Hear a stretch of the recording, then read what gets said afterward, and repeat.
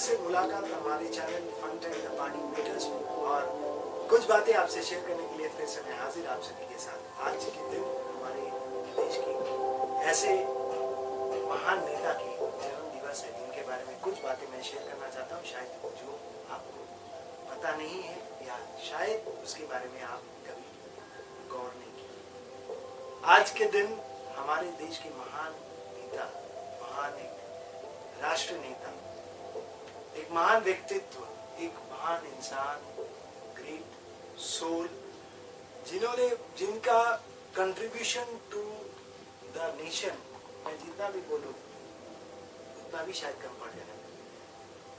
सरदार श्री वल्लभ भाई पटेल का आज जन्म दिवस है, जिसको आज के नेशनल यूनिटी डे के हिसाब से माना जाता है। श्री सरदार पटेल का जन्म 1875 में 1875 में गुजरात में नाडियाद सिटी में होता है, एक गुर्जर परिवार में। अब सरदार श्री पटेल, वल्लभ भाई पटेल, देश की प्रथम होम मिनिस्टर बनते हैं। कुछ ऐसे बातें हैं जो वल्लभ भाई पटेल के बारे में लोगों तक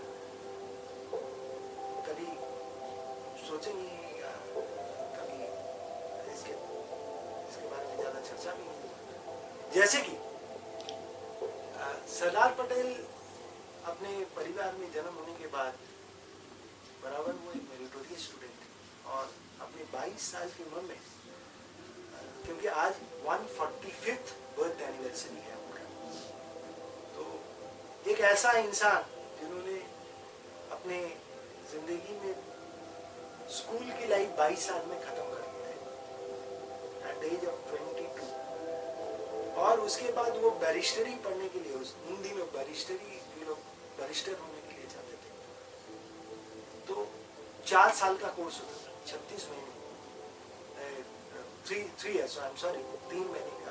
3 साल का कोर्स होता था, 36 महीने का। और सरदार पटेल ने अपने स्कूल की पढ़ाई खत्म करने के बाद 36 महीने का वो जो कोर्स था उसको केवल 30 महीने में खत्म कर दिया, और उसके बाद बैरिस्टर बन जाते हैं, काबिल बैरिस्टर बन जाते हैं।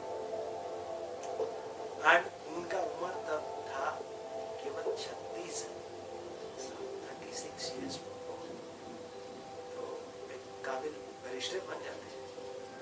साथों साथ मैं और एक चीज बताऊं कि 1946 में 1946 में सरदार वल्लभ भाई पटेल का वहां पे कांग्रेस में इलेक्शन हुआ प्रेसिडेंट पद के लिए, और उस समय में 16 स्टेट में से 13 स्टेट ने पटेल साहब को प्रेसिडेंट के तौर पर चुनाव में उनको मतदान किए थे।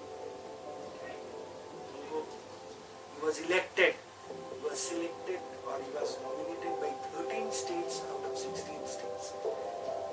और भारत जब स्वाधीन हुआ, इंडिपेंडेंट हुआ, उस टाइम वही was the candidate, he was the nominated to be the prime minister, the first prime minister of India। But कहानी कुछ अलग है।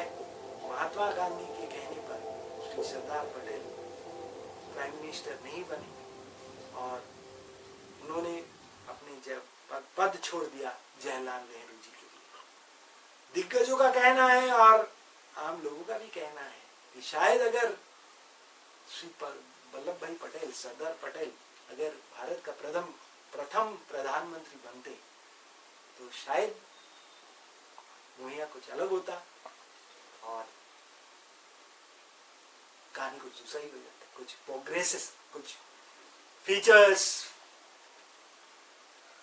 बाकी सारी चीज आप सभी जानते हैं, जो कि कैमरा के सामने हर चीज बोला नहीं जाता, तो बहुत सारी चीज के अलग एक रवैया हो जाता। तो ऐसे एक महान आदमी, एक महान इंसान जिन्होंने सैक्रिफाइस या यूनिटी क्या है ये देश को सिखाए। दोस्तों, जब भारत स्वाधीन होने का था, प्रिंसली, आप सभी को पता है कि कुछ प्रिंसली स्टेट्स था जिनको एकत्रित करना जरूरत था, तभी एक बड़ा सा देश फॉर्म होता जो आज की हिंदुस्तान है, आज की आजाद हिंदुस्तान है, इंडिया है, भारतवर्ष है। उन प्रिंसली स्टेट्स अगर इंडिया के साथ नहीं जोड़ते तो आज के आजाद हिंदुस्तान इतना बड़ा नहीं होता, क्योंकि उनमें से करीब मैं आपको बताऊं 560 princely states were there, almost 560 or 563 princely states were there, जिनको इकट्ठा करने में, एक साथ करने में, यूनाइटेड करने के लिए सबसे महत्वपूर्ण कंट्रीब्यूशन अगर किसी का है वो है श्री सरदार वल्लभ भाई पटेल साहब का। उन्होंने सारे से बात किया, सभी से बात किया, सारे राजा महाराजाओं से बात किया, सबको एक साथ किया कि चलिए हम मिलके एक महान देश को एकत्रित करते हैं, जो हमारे होगा सपनों का भारतवर्ष ब्रिटिश जाने वाले हैं, छोड़ दिया, अब हम सब एक साथ बात। दो, हालांकि उस सिचुएशन में दो ऐसे स्टेट भी थे जो कि निजाम था और एक था जूनागढ़, ये दोनों स्टेट आना नहीं चाहता था, वो इनकार कर दिया था। बट सरदार पटेल ने उनसे भी बात किया, राजाओं से बात करके उनको भी कन्विंस करके एक साथ एकत्रित करके देश को एक महान देश के आकार दिया। इसीलिए is the father of the unity of India. एक बहुत बड़ा मार्क है सरदार श्री वल्लभ भाई पटेल का। देश की आजादी के पीछे भी सिर्फ नहीं, देश की इस यूनिटी को, एक महान हिंदुस्तान जो हम मैप में आज देखते हैं, इस हिंदुस्तान का आकार को लाने के लिए पीछे भी अगर किसी का सबसे बड़ा हाथ है वह श्री वल्लभ भाई पटेल का। मैं साथों साथ बताऊं कि उस समय एक प्लेग महामारी फैला था, ब्यूबोनिक प्लेग महामारी में करीब 12 मिलियन देशवासियों और चाइना के लोगों का डेथ हो गया था। करीब 12 million people were killed in the bubonic plague. Sardar साहब, उनका सैक्रिफाइस देखिए, उनकी सोच देखिए। वो अपने दोस्त समय में सरदार साहब अपने एक दोस्त की हिफाजत करने के लिए उन्होंने बाकी अपने फैमिली को दूर भेज दिया और उन्होंने खुद अपने दोस्त के लिए, उनकी हिफाजत करने के लिए अपने को उसमें कंट्रीब्यूट किया और उनको, वो खुद भी अफेक्टेड हो गए थे उस समय। बट एनीवे उस टाइम अपने दोस्त का जान भी बच गया। तो ये था उनका सोच। मैं प्लेग का बारे में क्यों बताइए, आप सभी को पता है, बिकॉज अभी कोविड सिचुएशन है, ऐसी एक स्थिति है। आज के दिन में आप सोचिए, हम दोस्त दूर की बात है, एक भाई अपने भाई की जिंदगी अगर खतरे में पड़ जाता है कोविड में, तो भी देखने के लिए सामने नहीं आएगा, आ नहीं रहा है। कोई परिवार वाले भी दूर रह रहा है, दूर से ही उनका अंतिम यात्रा देख ले रहे, ऐसी स्थिति है।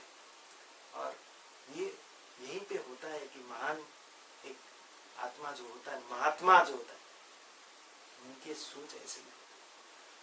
तो स्वामी जी भी, स्वामी विवेकानंद के बारे में हम पढ़े हैं आगे, तो उन्होंने भी वो और निवेदिता, सिस्टर निवेदिता, दोनों मिलकर भी जब कोलेरा हुआ था उस समय में वो अपनी जिंदगी को नौछावर कर दिया था ऐसे।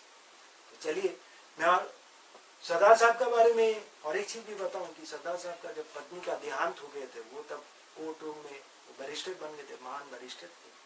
कोर्ट रूम में कुछ ट्रायल चल रहा था, बाकायदा उनके पास खबर पहुंचा, but that was his duty, वो अपने काम पे थे। वो कोर्ट रूम में वो ट्रायल को खत्म किया, पूरा कोर्ट वर्क खत्म किया, केस वाज ओवर। उसके बाद वो जाके अटेंड किया। उनके लिए काम ऐसा प्रायोरिटी था। He was a responsible person in life. And क्या था, आप उनके जीवन जितने पढ़ेंगे उतना आपको पता चले। मैं तो सिर्फ इतने कुछ घटनाएं शेयर कर रहा हूँ जो उनके जिंदगी से कहीं ना कहीं इंस्पिरेशनल जुड़े हुए हैं, मैं अपने दोस्तों से शेयर कर रहा हूँ। कश्मीर में 1947 में पाकिस्तान जब हमला बोला था, उस समय में मैं पढ़ रहा था कि जवाहरलाल नेहरू जब प्रधानमंत्री उस समय थे, तत्कालीन प्रधानमंत्री ने भी जब डिसीजन कुछ ले नहीं पाए, सरदार साहब होम मिनिस्टर थे, उन्होंने तुरंत एक्शन लिया, डिसीजन लिया और उन्होंने पूरा सेना को, इंडियन आर्मी को तैनात किया, कश्मीर तुरंत भेजा। और ये इंडियन सेना तुरंत जाके वहां पे पहुंचने की वजह से कश्मीर घाटी से पूरे के पूरे पाकिस्तान की सेना को हटाया गया, नहीं तो कहानी शायद दूसरा कुछ हो जाता। सो ये था सरदार श्री वल्लभ पटेल। भारत रत्न देकर 1991 में उनको भारत रत्न दिया गया। चलिए, better late than never, or one of the highest civilian awards in India.